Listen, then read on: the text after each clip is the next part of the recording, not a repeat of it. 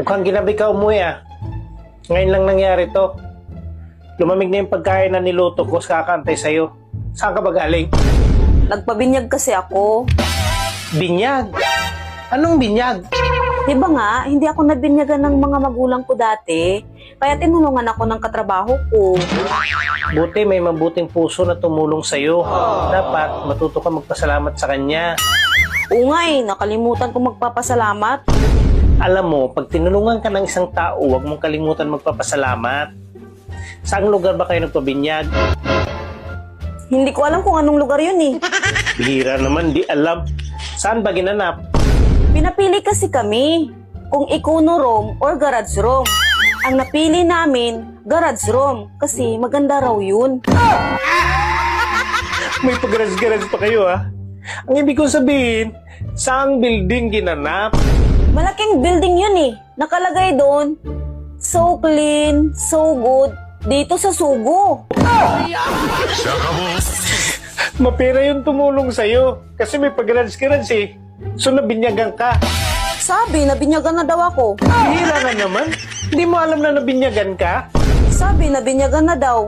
Pero wala namang paring dumating. Paano ka naman nabinyagan kung walang pare?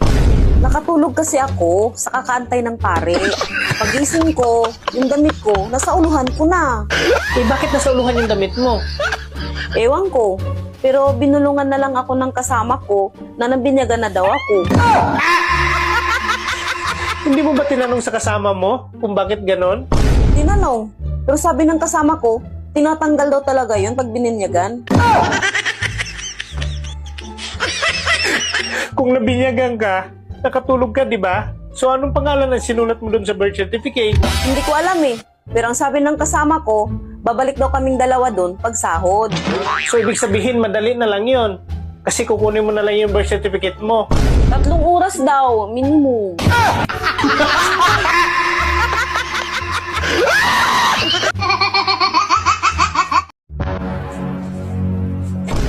Saan ka ba galing?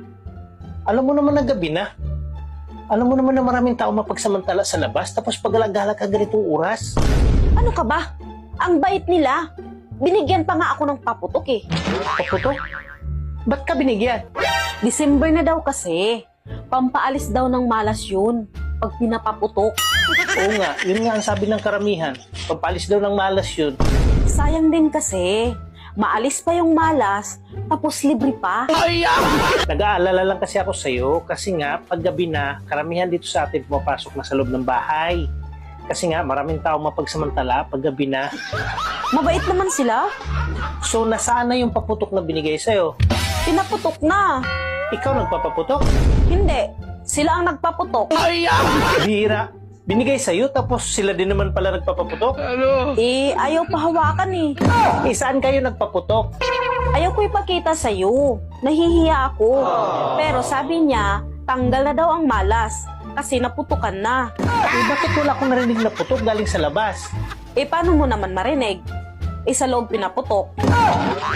Sa loob ng bahay? Parang totoo nga sabi nila eh, na pampaalis ng malas. Bakit mo nasabi na totoo? Napatunayan mo na ba? Oo, kasi wala na sakit puson ko.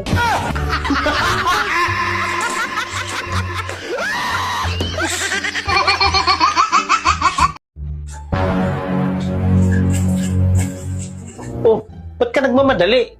Para kang hinahabol ah. Saan ka ba pupunta? Magsusumbong ako sa pulis. Bakit ka magsumbong sa pulis? Eh, sino bang nagkakasala sa'yo? Di ba nga sinabi ko sa'yo na muntik na ako mahalay? Eh, bakit ka magsumbong? Eh, muntik lang naman pala at hindi naman natuloy. Hindi pwedeng hindi ako magsumbong. Itinutok niya na eh.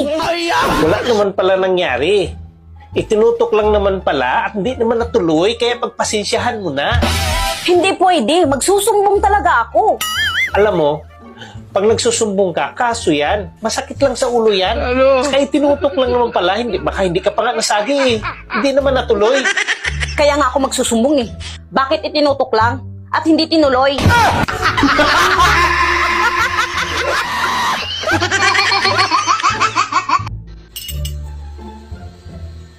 Ano? Hihirit ka pa?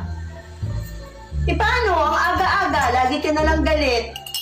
Ang hirap sa'yo eh. Maliit na bagay, pinapalaki mo. Eh, ikaw nga eh. Malit na butas, pinapalaki mo.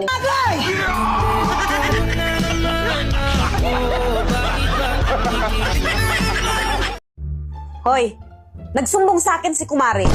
Bakit daw? Napakasumbungira naman ang kumari mo. Sinabi ko na nga sa kanya, huwag maingay eh. Pag umalis daw ako dito sa bahay, pinupuntahan mo daw siya? O, wala namang masama doon kung pinupuntahan ko siya. Ano masama ron? Pinipilit mo daw siya? Andiyan na naman tayo sa kasinungalingan ng kumari mo. Hindi totoo yan. Saka hindi ako namimilit. Nag-send siya sa akin ng picture, kaya hindi ka makapagsinungaling. Ito, oh. Patingin. Pati picture nagsisinungaling. Wow! Ang tindi mo. Pati picture nagsisinungaling. Kahit may ebidensya na, tinatanggi mo pa. Patingin nga ulit sa picture. Ito, Oh, kita mo? Pagmasdan mo yung picture, kitang-kita na walang nangyayari at hindi ko siya pinipilit. paano mo nasabing walang nangyari at hindi pinipilit? Eh, paano ko siya pinipilit? Eh, siya yung nasa ibabaw. Paano mo nasabing walang nangyari? Tulog ako niyan. Kaya alam ko, wala nangyari. Nagtatanong lang naman. Naniniwala naman ako sa iyo eh. Pagkatapos, ano sabi ni Kumare? Sabi nga pala niya, ang dami ko daw style.